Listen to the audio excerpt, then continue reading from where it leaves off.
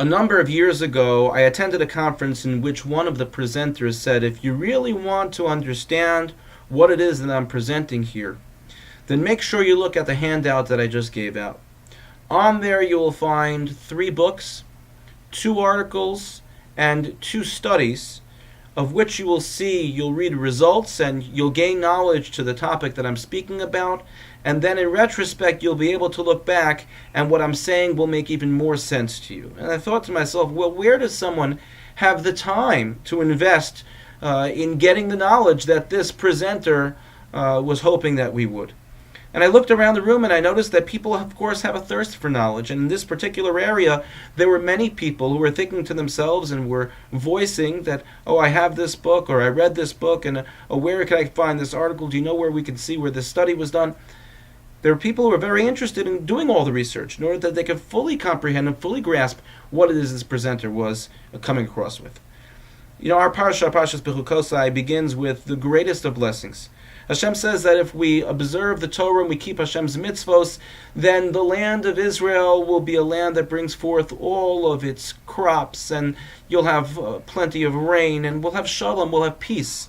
V'cherev lo savor ba'artzachem, there will be no war in the land, nobody will fight through, no enemies will come through the land, the Jewish people will be at peace. But if, God forbid, the Jewish people don't keep the Torah and observe mitzvos, then what happens is that the Jewish people will be sent out of the land of Israel and the land will become barren. And we're told that the reason why we will be sent out of the land is because we didn't keep the Torah. The Gemara, actually the Navi, asks the question and says, Alma Abda Haaretz, why was the land lost? And the Navi answers, Al Azvam es Torasi, because they left my Torah. What does it mean that they left my Torah? So the Gemara Bava Metzia explains, Shelo barchu b'Torah tchila, that the Jewish people may have observed the Torah, but they didn't make a blessing on the Torah. They didn't invest themselves in the Torah. So Rabbi Yisrael Salanter explains, based on this idea that the Jewish people didn't make a bracha on the Torah, so he explains as follows. He says, you know, the Jewish people in such a scenario would be learning the Torah just for the purpose of observing the mitzvos. In other words, if I want to observe Shabbos, so the way in which I'm going to observe Shabbos is by learning all of the laws in regard to Shabbos. So that is going to be my Talmud Torah, that's going to be my Torah learning. Or if I want to observe the mitzvah of Challah, so I'm going to learn all the Torah that has to do with the mitzvah of Challah, and by learning that Torah, I'll be able to observe the mitzvah. So Rabbi Yisrael Salanter explains and says, that's what Hashem was referring to. When Torah only becomes a means to observe mitzvos, and that the only reason that I'm learning the Torah is to observe the mitzvos.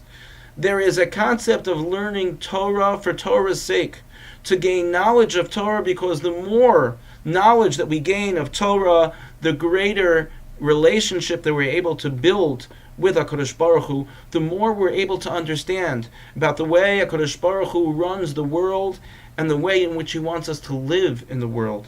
That's not something that one could learn only when it comes to a specific mitzvah. It's a general frame of mind. It's an approach, it's an attitude of having a Torah sense of mind. And when one learns different areas of the Torah, one gains more and more knowledge. I'm always amazed at how well read so many of us are. But when I say how well read, I mean how well read we are in so many different secular subjects and topics. Not to say that we shouldn't be spending time on trying to gain worldly knowledge and gain secular knowledge. While that's important, we can't leave the main dish to the side and only serve a plate of side dishes. No restaurant can stay in business doing that. There's always the main dish, and then there are the side dishes. We have to be able to look at Torah in our lives, and Talmud Torah, the learning of Torah, as being the main dish, never the side dish. We don't simply learn Torah in order to observe mitzvos. We learn Torah for the sake of Torah, so that we have a different outlook on life and on the world than everyone else, so that we are lifted up and that we can spread the light of Torah and the light of Judaism throughout the world, and that's by making sure that the Torah is our main dish on our plate.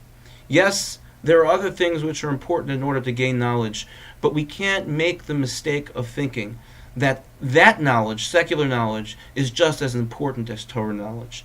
That was the mistake, says Rabbi Yisrael Salanter, that was made by the generation that would lose Eretz Yisrael and be thrown out of Eretz Yisrael. We can't allow Torah to become secondary in our lives and Torah just to be used in order to understand mitzvos.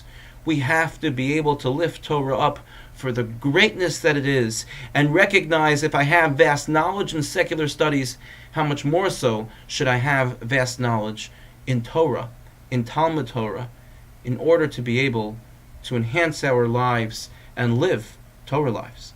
Thank you for listening and have a good Shabbos.